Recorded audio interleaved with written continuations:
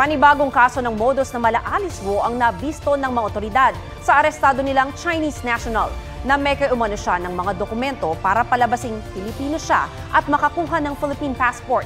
Nagtayo siya rito ng mga negosyo at isa rin umanong honorary consul. May report si Rafi Tima. Pagkarating mula Hong Kong, hindi mga kaanak ang sumalubong sa negosyanteng Chinese na ito sa NAIA Terminal 3, kundi mga tauhan ng AFP Intelligence Service at Bureau of Immigration. Inaresto siya dahil sa huwad na pagkakakilanlan bilang Pilipino. Isang source ang nagpakita sa GMA Integrated News ng Philippine passport na ilang taon ang gamit ng suspect.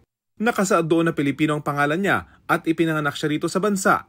Nakita po ng ating mga immigration officers na subject siya ng isang mission order at ng isang investigation po for allegedly using falsified documents para makuha po itong kanyang Philippine documents po or Philippine identity.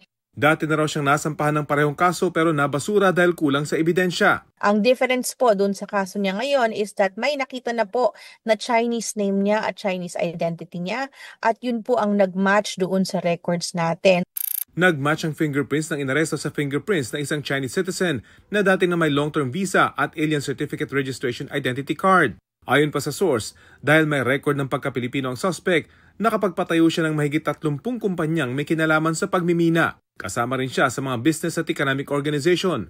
May website pang nagpapakitang honorary counsel siya ng Lao People's Democratic Republic sa Davao City. At hanggang noong September 2024 ay may aktibidad pa siya bilang honorary consul.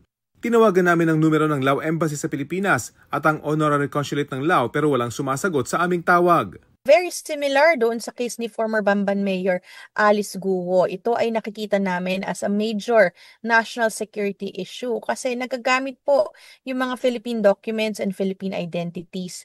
Hindi prinisinta sa media ang Chinese national pero ayon sa immigration nakakulong na siya sa BI detention facility at na-inquest na sa reklamong paglabag sa Philippine immigration laws. Ina-expect po natin na may mga kakaharapin pa siyang local cases here in the Philippines. Sa amin po umaandar ang kanyang deportation case. Ngunit hindi po natin mai-implement yan hanggat hindi pa po natatapos ang mga local cases niya po dito sa Pilipinas. Rafi Tima nagbabalita para sa GMA Integrated News. Huwag magpahuli sa mga balitang dapat niyong malaman. Mag-subscribe na sa GMA Integrated News sa YouTube.